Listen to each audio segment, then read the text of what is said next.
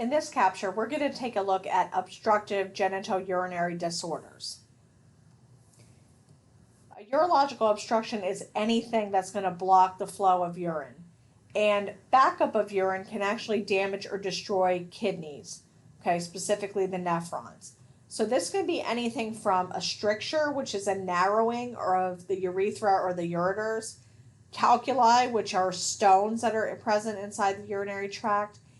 And what I was talking about with the backup of urine, we call that hydroureter or hydronephrosis. And what happens with that backup is it actually dilates the ureter or dilates the renal pelvis, and that's where that damage to the nephron can actually occur. So looking at urolithiasis and nephrolithiasis, which are just fancy words for stones, there are various different types of stones, including calcium phosphate, calcium oxalate, uric acid, cysteine, struvite, and you can have mixed stones as well that are a combination. There are certain stones that are linked to certain types of bacteria, foods, fluids, immobility, and also urinary pH. The signs and symptoms the patient's going to experience is going to depend on the location of the stone and the presence of obstruction or infection. The classic sign is going to be hematuria, which is blood in the urine. Now, it may not look like gross blood. The urine just may look very dark. It may look like a smoky type color. That's actually some microscopic hematuria. Pain-wise, they often experience severe, sharp, colicky type abdominal and flank pain. The location of the pain is going to depend on where exactly the stone is anatomically. A lot of times they'll experience nausea and vomiting, particularly that coincide with those colicky pain attacks. And there may be symptoms of a UTI because there might be a bacterial infection associated with this. Diagnostic testing for this, they're going to get a urine sample. Of course, we're going to do a UA and a CNS. They'll often do a KUB, which is a flat plate of the abdomen, to look for the presence and anatomical location of stones. Do keep in mind that is a one-directional, one-dimensional view. Our gold standard is really going to be the spiral CT scan without contrast. And that actually gives us a 365-degree picture, and it's really good for looking at stone location, stone size, stone shape, and it can really give us a good idea of what's going on. A lot of times these patients will also have blood work, so we're looking at BUN, creatinine, GFR, and electrolytes as well, particularly if we're suspecting there's some kidney involvement. Ultrasound may also be used in cases of hydronephrosis. Here, if you're looking at the kidneys, like we're talking a renal ultrasound, generally the patient is going to be NPO for that. With the lower pelvic ultrasounds, they typically need a full bladder. Once the stone is either passed or removed, and we'll kind of talk about that in just a little bit, we want to do a stone analysis on that because they need to figure out what are the components so we can look at how we can potentially prevent them in the future. So let's focus on management of acute attacks. And these are acute attacks. I personally have never had a kidney stone. I have known many people that have. I've known many males that have. And it's very much compared to the male version of childbirth. So, but please don't ask the guys if it's a boy or a girl stone. That's kind of mean. Small stones are usually going to pass on their own. Now, that being said, they pass painfully, but they often pass on their own. So we want to push fluids. In the hospital, we're pushing IV fluids. At home, we're really encouraging them to drink. Again, the more you take in, the more urine they make, the more they pee. The goal is to help flush the stones out. To manage the pain, we often use opioid analgesics. I mean, that's how intense and severe this pain is. The nausea often accompanies it along with vomiting, so it's not uncommon for us to see antiemetics used as well. Typically, it's going to be ondansetron or Zofran. Antibiotics may or may not be prescribed depending on what the UA showed. If they are suspecting an infection, they will go ahead and treat them. The other thing we want to encourage is an increased physical activity, just simply because that helps with the, pushing the organs around, and that can kind of help propel the stone down the urinary tract. Looking at cystoscopy and ureteroscopy, this is where, again, we're actually inserting the scope. And in this case, we're looking to visualize and grab the stones. This is often done for stones that will not pass. Perhaps they're too large, or they're an odd shaped, they're at an odd location, but they're not moving, and we need to actually go in and retrieve them. During this procedure, they can also do what we call lithotripsy, where we're actually going to blast the stone. It's going to break up into some pieces, so we can maybe scoop some of them out or make it easier for that to pass. As I mentioned, with lithotripsy, we're trying to break up that stone. Sometimes they'll retrieve them, but if they're in there breaking them up and expecting them to pass, we need to watch this patient post-procedure. Their urine is going to be very bright red at first, and it should get lighter and lighter until it's clear. That usually takes 2 to 3 days, sometimes even a little bit longer. So it's very important to closely monitor the urine output, because we don't want excessive bleeding that's going to cause a clot and actually cause another obstruction. So again, pushing IV and oral fluid intake is important. Looking at output is very important, and we strain the urine. Okay, we do this, prior to lithotripsy, and that if you're discharging a patient from the ER with this, they're going to be taught to strain the urine, because if that stone passes, we want to be able to save that for analysis. In some cases, there is an obstruction and the urine has backed up, or perhaps there are actually stones up in the kidney that are causing a problem. They're causing urine to back up. In that case, they will often do a nephrolithotomy, which is where they're making an incision into the kidney. They'll remove the stone, they'll relieve the obstruction, and a lot of times they'll leave a tube in the kidney to drain out urine temporarily. We call it a nephrostomy tube. Okay? Do keep in mind that it is going directly into the kidney, so that is a huge portal of entry for infection. So when you're dealing with the nephrostomy tubes, it's very, very important that you use good hand hygiene, good aseptic principles when we're changing the dressing. That's considered a sterile procedure. So what can we do for our patients? As we mentioned before, increasing fluid intake is very, very important. For uric acid style stones, we can use allopurinol to help reduce the amount of uric acid in the body. And by doing that, that will decrease their risk for uric acid stones. There's a lot of dietary modifications that we can potentially do. For calcium stones, we actually want to limit sodium and limit protein. You want to be careful because you don't want to get them malnourished. But really, we're seeing those two things were kind of linked to that. It is very important to note that just because that stone is made of calcium, we do not encourage reduction of calcium intake. Simply because as people get older, we have issues with, inadequate calcium deposits, osteoporosis, and that sort of thing. So for calcium stones, it's all about limiting the sodium, limiting the protein, and pushing the fluids. We want to take in as much fluids as our body can tolerate. Uric acid stones, I mentioned before about the allopurinol, but we also want to decrease purine in the diet. So things to avoid would be shellfish, organ meats, anchovies, mushrooms, asparagus, that sort of thing. Cysteine stones are related to too much protein, so these patients should be having a low to moderate protein diet. And oxalate stones are associated with things like spinach, tea, peanuts, and chocolate. Now, it doesn't mean they have to avoid it completely 100%. They may try it and see that it's not a risk factor for that individual patient, but those are things that we kind of have to explore. I actually have a picture of iced tea up there because iced tea is a huge culprit for kidney stones. And I can tell you anecdotally, one of my first job out of nursing school was working down at Lancaster General Hospital on their urology unit.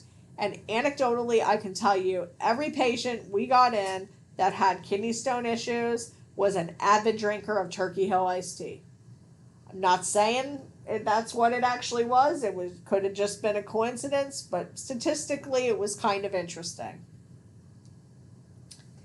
The other big obstructive disorder that we're going to look at today is going to be benign prostatic hyperplasia, or BPH. So this is enlargement of the prostate, but it is non-cancerous. However, the signs and symptoms that we're looking at here are very similar to signs and symptoms you'll see with prostate cancer.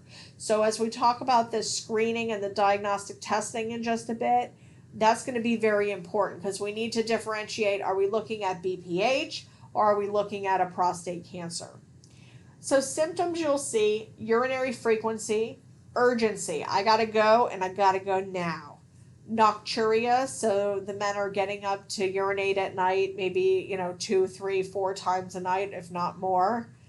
Hesitancy, so when they get there and they're trying to go, they can't go.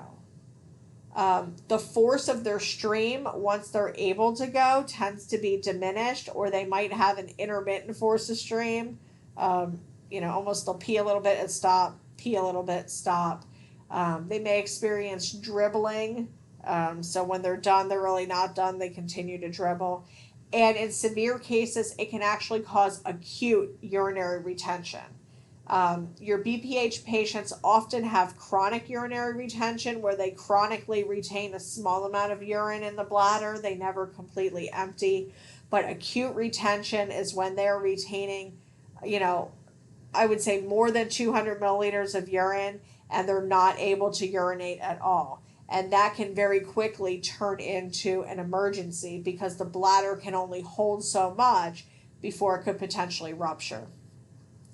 So diagnosis-wise, they're going to encourage the patient to kind of keep avoiding diary of their symptoms. They will draw a PSA blood test looking for that prostate-specific antigen. They will do a digital rectal exam, the provider, and it's exactly how it sounds, digital with your finger, rectal, up the butt exam. And they can actually palpate the posterior bowel wall, and they can feel the prostate. What they're feeling for is enlargement. They're feeling for symmetry. Is there something that's asymmetrical? If it's asymmetrical, it might not be BPH. We might be looking at a malignancy. They will also use ultrasound and urodynamics to help with the diagnosis. Treatment-wise, they'll start with alpha adrenergic blockers. These were also, we kind of mentioned these a little bit when we talked about prostatitis, but these medications relax the smooth muscle of the bladder neck and the prostate. And the whole idea is to help facilitate urinary flow. The second line of treatment, and this is only really used if the first line does not work, are the 5-alpha reductase inhibitors. This is all about actually reducing the size of the prostate because it prevents the conversion of testosterone. So it kind of shrinks the prostate a little bit. There are also surgical treatments for BPH. So these are used when the medical treatments are failing. It's just not enough. The patient is still having significant symptoms. There's various surgical procedures that they can do. It's all about burning and trying to reduce the amount of prostate tissue. The one I'm going to focus on the most is going to be the TURP, the transurethral resection of the prostate. And you can see the picture on the screen. So transurethral, okay, so they're going up the urethra, past the prostate into the bladder neck, and this is where they're going to start chipping away at some of the prostate tissue. It's very important to understand that a TURP is all about reducing the size of the prostate. It does not completely remove the prostate, and many times that tissue will grow back. So it's not uncommon for patients to require multiple TURPs throughout their lifetime. Post-operatively, post-TURP, okay, your patient is going to have continuous bladder irrigation. Because again, they went up there, they were chipping away at the prostate, and all of that stuff needs to be irrigated out and drain out. So when you have somebody with CBI or continuous bladder irrigation, it is very, very important to monitor their urine output. And you look at the urine appearance every hour. Now, keep in mind, if I had a glass of water in front of me and I dropped just one drop of food coloring in there, it's going to go in and it's going to disperse that color throughout. That is why when you are looking at urinary appearance on someone who has a catheter, you absolutely need to look at the urine in the tubing, not the urine in the bag. That CBI is going to be titrated. It has a roller clamp on the tubing that you adjust just like IV fluids. You can make it go faster, you can make it go slower. You're going to titrate the amount of drip until the urine is clear. Okay, we want it clear and clot free. And as the patient recovers, we'll eventually titrate that CBI down and eventually off. You do want to push PO and IV fluids. Okay, again, that's going to help flush that stuff out of the system. Balloon traction is up there, and this is a little bit controversial now.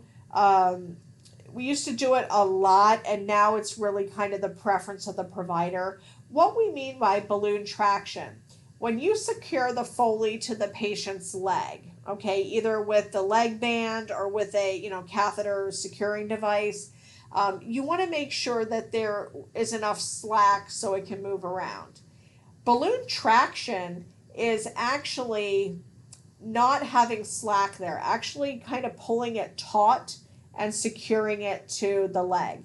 And the old thought, your old school urologists use this because this type of catheter that they're using for CBI is a big boy. Okay, we're talking 24, 26 French. So, I like to call it a garden hose going up the urethra.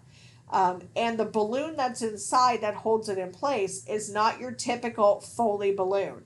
These are actually typically inflated with 30 to 45 milliliters of sterile water. So that balloon is pretty large. And with the traction, if you pull it taut, that balloon actually pulls down and sits on the prostate. So it's sitting on the surgical site and putting pressure on the surgical site. That pressure on the surgical site helps reduce the bleeding. Very similar to the way you would apply external pressure if somebody was bleeding from their arm or some type of wound. Okay. We use stool softeners with these patients because we do not want them straining. If they're straining, it's going to aggravate and irritate the surgical site and cause swelling. So we want them to avoid straining. We want them to avoid lifting. From a pain management perspective, it kind of depends on the patient. It can vary from non-opioids all the way up to opioid medications. We often use antispasmodic medications just simply because of the size of the catheter, the size of the balloon. It's not uncommon for these patients to have bladder spasms, which are very, very painful and uncomfortable. Sitz baths are also very helpful to manage some of that pain and discomfort that they have. What I want to tell you about CBI, you really, really, really need to watch it very carefully because our concern is that the patient can pass clots. The urine was bloody, it can clot, they can pass clots that can obstruct the catheter. And I just want you to stop and think about this for a minute. If the continuous bladder irrigation is going in, but then the catheter is blocked, so what's going in is not coming out. The irrigation's not coming out, urine's not coming out.